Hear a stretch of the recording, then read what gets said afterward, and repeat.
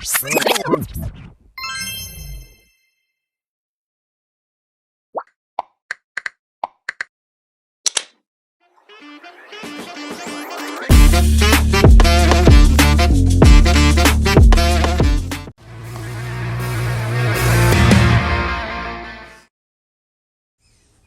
Minute, babasagin ko lang ang nagpapakalat online na bashers.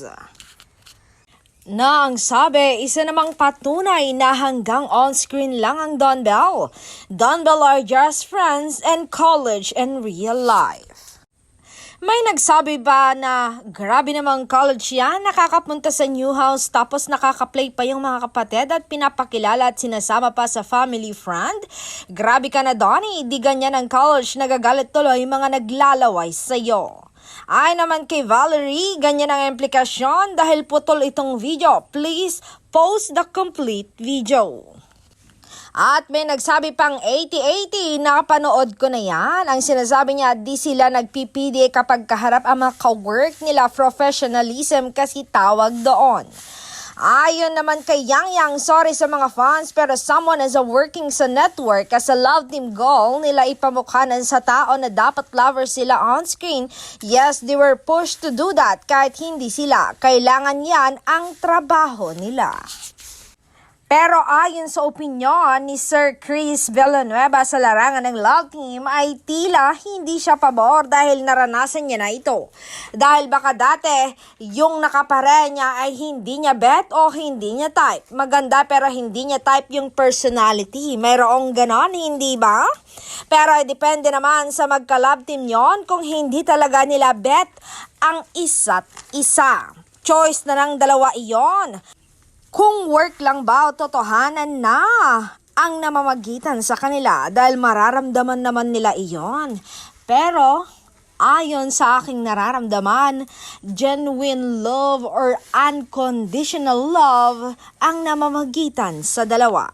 Eto, panoorin po ninyo ang advice ni Sir Chris Villanueva sa Don Bell. Panoorin po nyo hanggang dulo bago nyo husgahan si Sir. Itong love team na lang. Ano ko? Ako yan. Yung pa din? Di ba din tayo nakuha ang gano'n? Yun, nag-interest ko sa akin dalawa. Okay. So, bumibili ka dahil pala siya ng tabi-tabi ko. Work out sa Facebook. So, nag-fan nila ako. Also, banda. And then, I like the dynamics. Sunod na teleserye. Anong teleserye? Can't find it. Oo nga. Sa Netflix nga ba yan? Yes, sa Netflix nga. So, hindi na ako magpapa-advise sa'yo sa cut niya kasi iba na sila na. What should love teams like Don Bell avoid and do more of? Ayun na lang. Kasi you're not in the position to advise, to give advice, diba? What do you think? Avoid and do more of. Do more of, ang power kasi nila, parang, ang bakit nila sa mga fans din nila eh. Yeah, that's why they're well now. Ba't mo nasabi? Ba't mo nasabi na mabait sila sa, nakikita ko, pagka may mga tao, they really take time to, hindi na natin sila makita ulit, but sabi ka lang, take time with them. Yeah, and, also, I think, sa mga love teams, kailangan siguro hinay-hinay lang. Kailangan avoid, yes. Avoid na parang masyadong i-open up yung kanilang feelings towards the others. To the other. I mean, parang open up sa public. Okay. Kasi leave something for yourself. Yeah, kasi parang yun na nga yung opinion ng ibang tao. It's not always, acceptable. As a person. Kuya, mahirap yun sa panahon ng social media. Ito, pero maya pinapost ka eh. Pero, look at Banda. Pwede na. You think so? Maybe. At least I try. Wala ka makikita na parang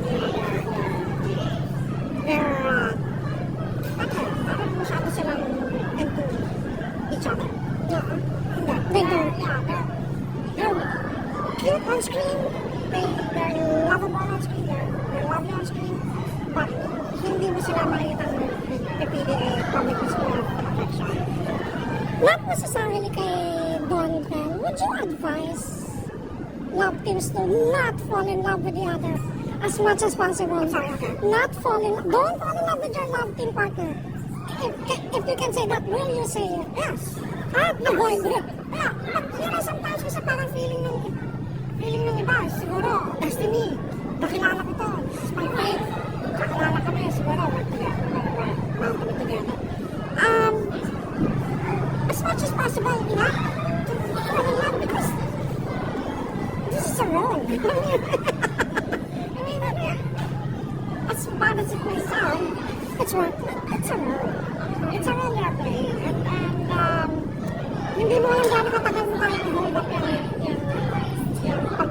role play mo. Pero it can't be helped. Araw-araw kasi magkasama. Like Don Bell. Exactly. Yes.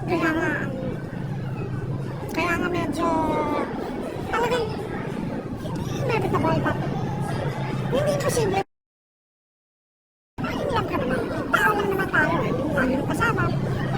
Artist yan. Maganda yan. Of course. Ayos. Pero laging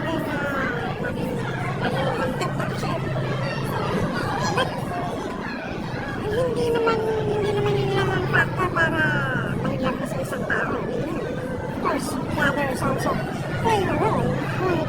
Which you don't know whether kahit naman tayo mga tao na sa tagal ng ginagawa, hindi mo alam kung totoo pa yung ginagawa mo o talagang nakasanayan mo na.